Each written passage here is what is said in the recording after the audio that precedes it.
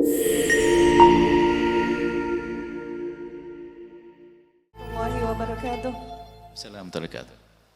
Allahumma salli ala Sayyidina Muhammad wa ala ali Sayyidina Muhammad. Afwan Buya, mohon izin bertanya. Pernah kami datang ke suatu kampung desa, pas kebetulan di situ ada orang yang meninggal.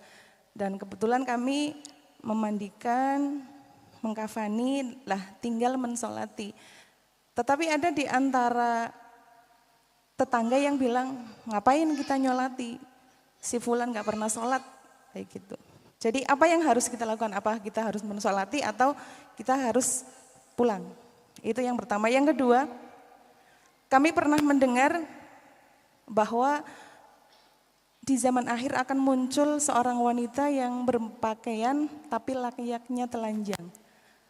Dan kemudian berjilbab tapi dibikin seperti pondok onta.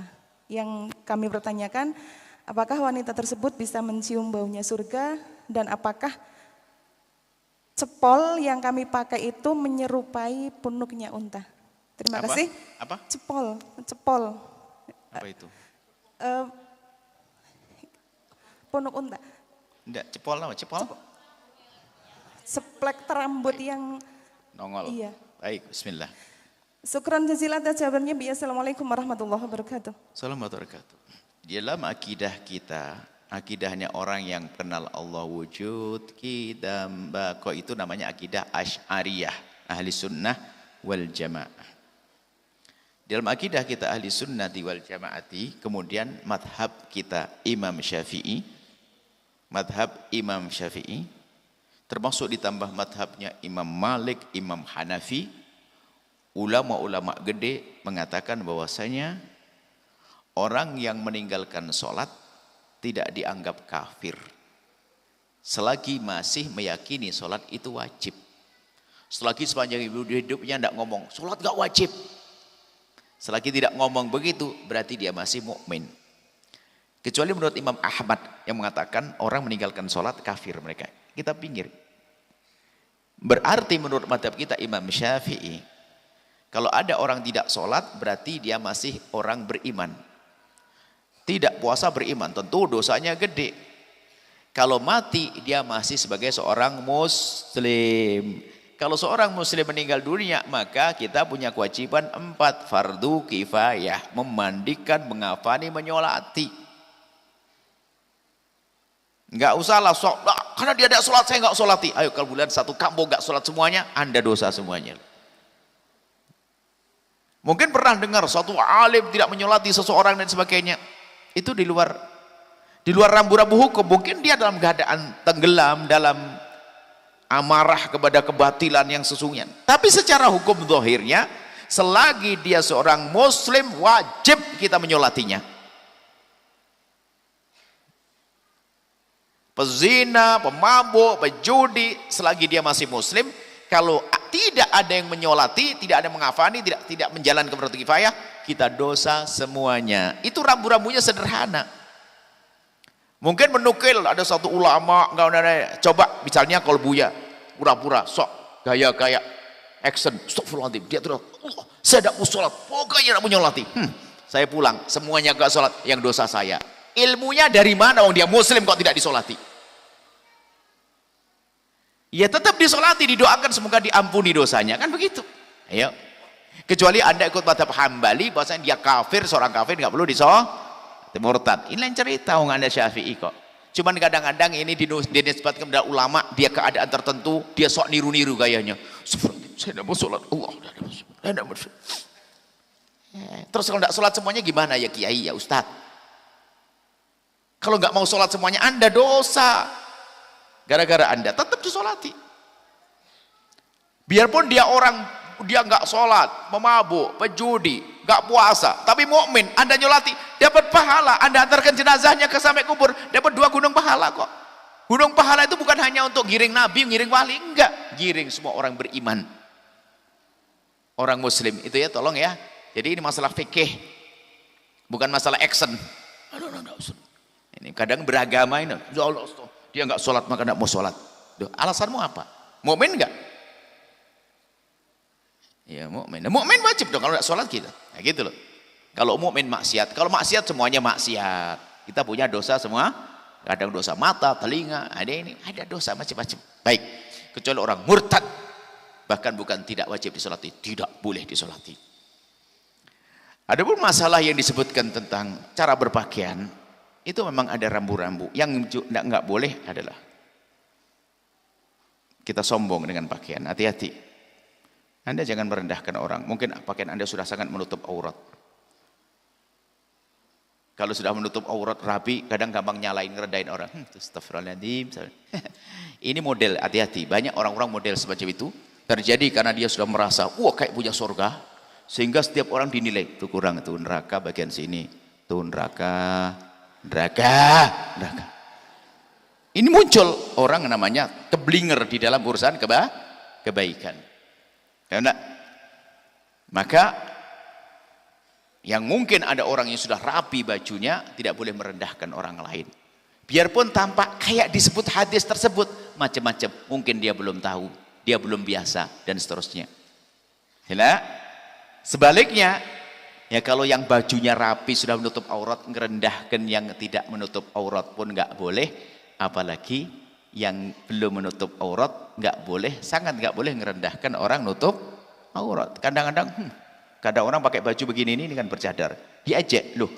Yang bercadar aja ngejek, yang lain nggak boleh, apalagi yang lain ngejek yang bercadar. Lo ngejek itu penyakit hati, busuk sekali. Yang nggak boleh adalah sombong, itu loh, harus paham. Makanya Anda memandang orang dengan mata kasih. Hukum itu beda dengan apa yang hendaknya kita lakukan dengan dia. Kalau hukum jelas Nabi menyebutkan, sayati ala ummati nisaun kasiyat, ariyat, ma'ilat, mumilat, ru'usunha ka'asinamatil bukhti. Nabi menyertakan nanti akan datang suatu masa perempuan itu gayanya tuh ma'ilat, lenggak-lenggok, jalannya wad. Kasiyat, ariyat, pakai baju tapi tidak kayak baju. Pakai baju tapi kayak tidak pakai baju. Itu penafsirannya setiap zaman berbeda. Ru'usuhunna ka'asnimatil bukhti. Kepalanya kayak punuk onta. Fala'anuhunna fa'innahunna mal'unat. Kutuk mereka karena mereka orang-orang terkutuk. Loh, ini kan bahasa Nabi dalam irama memberikan penjelasan. Tapi apa yang hendaknya kita lakukan pada si fulan? Ada orang baru hijrah datang dengan celana ketat, celana ini. Loh, dia mau hijrah pelan-pelan dong. Baru menjodoh, dasar kok. Ini neraka ya. Ini sok banget orang. Ini hati-hati dalam dunia dakwah ini. Lembut, tidak langsung dasar wah ini. Cuman kita jelaskan, yang dimaksud khasiat ariyat itu setiap masa berbeda-beda. Yang jelas Anda harus paham, jangan sampai Anda seperti itu karena Nabi murka. Tapi kalau Anda melihat orang begitu, ntar dulu dong, jangan buru-buru Anda mengatakan Anda terkutuk. Karena bisa jadi dia belum tahu, bisa jadi suaminya menyuruh begitu dan dia pengen bener, tapi suaminya masih suka marah-marah. Pakai baju ini, jangan ganti, awas. Kayak orang kampung kan, kan bisa marah suaminya gitu kan. Sehingga dia sedih, ada perempuan, Bu ya, mohon maaf saya masih pakai celana begini Bu ya, saya pengen meninggalkan ini, tapi apa, suami saya belum mau. Duh, akan kita rendahkan? Gak bisa dia. Kita tuh kadang buru-buru menilai orang, makanya jangan nilai orang. Tuh yang jelas baju yang rapi itulah yang diridhoi oleh Allah dan Rasulnya. Lah, khasiat ariyat pakai baju tapi seperti tidak pakai baju itu setiap zaman tuh berbeda-beda. Kalau zaman sekarang mohon maaf, adikku yang solehah mungkin yang mendengar suara ini media di mana-mana didengar. Sudah pakai baju tapi masih membangkitkan syahwat. Itu khasiat pakai baju tapi seperti ariyat seperti itu. Zaman ini bisa ditafsiri seperti mohon maaf celana yang sangat ketat. Anda perempuan melihat perempuan biasa, tapi laki-laki melihat mereka tergoda loh ya. Ukurannya bukan Anda loh perempuan, laki-laki, tanya laki-laki normal. Ngelihat perempuan pakai celana ketat, ayo. Dia pakai khasiat, pakai baju, tapi ariyat seperti telan. Tapi dia tidak boleh kita hinakan dulu, jangan bermacam-macam. Motifnya dia yang lakukan begitu. Yang jelas itu petunjuk dari Nabi semacam itu agar Anda, bukan orang lain, Anda yang benar gitu. Anda yang baik, bukan untuk nilai orang dulu. Sebab kadang-kadang awal-awal juru dakwah itu kadang-kadang gampang nilai orang. Tuh. Apalagi mulai hijrah, namanya kan sekarang ada gaya-gaya hijrah. Langsung semuanya jadi jelek semua. Yang surga kayak dia saja. Paham? Kita betul kayak karakter-karakter orang begitu tuh seperti paling hebat. Cuman masanya berbeda. Kalau zaman 7 bulan Bu, khasiat area tuh pakai beksi panjang dirobek, red. Ingat dibelek? Yang ikut, yang umurnya seumur-umur TVRI tadi, ingat enggak? Zaman sudah bajunya rapi-rapi, dirobek sini, set. Ada enggak, ingat enggak? Ya kayak gitu, kasihan tapi Ari enggak tahu tahun depan kayak apa modelnya, saya enggak paham. Yang jelas pakai baju ternyata masih membangkitkan syahwat dengan auratnya. Jadi kalau hari ini bisa diterjemahkan dengan pakai celana ketat. Tapi pun ada orang bertamu dengan kami pakai celana ketat. Kami tidak marah. Karena mungkin belum tahu. Cuman kadang justru santri, mohon maaf santri saya ini macam-macam. Santri cara pemahamannya, suatu ketika ada seorang perempuan datang pakai rok pendek. Di stop sama anak kita. Kebetulan kita tahu karena waktu itu masih dekat. Kenapa dia? Mau ngadep ke Buya. Terus bajunya gitu Buya. Panggil sini. Dia maksudnya anak kita tuh pengen protek jaga. Ini anu aurat mau ngadep ke Buya, enggak sopan, enggak adab. Lah orang keadaannya macam-macam, lihat dulu ngadep. Nangis dia. Rupanya dia ditolimi sama suaminya gini-gini cerita-cerita. Biar ngadep. Ngomong setelah ini, kenapa tadi di stop sama anak? Ya Buya, karena saya tidak pakai baju. Ya dia enggak tak tegur dok. Oh ya, enggak apa-apa ngadep Buya bebas gini. Sudah kita nasihati, tolong nanti sampai nanti balik lagi ke sini ya. 4 hari kemudian ada orang datang, saya tidak ingat orangnya. Siapa ini? Buya, saya yang kemarin ke sini. Kemarin mana? Yang pakai rok pendek. Ah, sudah berubah sekarang.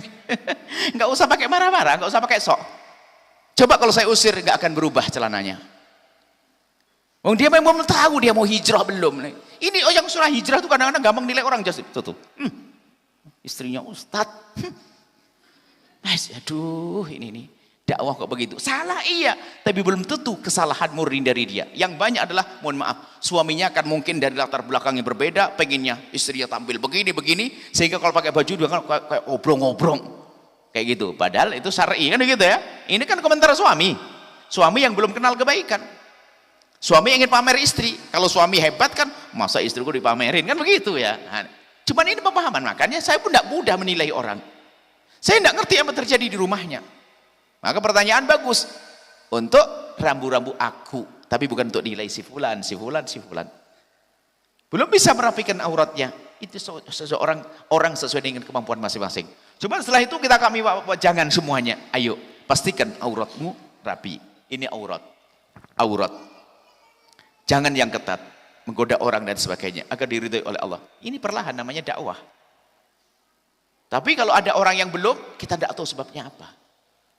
Baik, seperti itu insya Allah. Semoga Allah mengangkat derajat kita semuanya. Indah dalam mengingatkan ya, indah. Insya Allah solehah semuanya.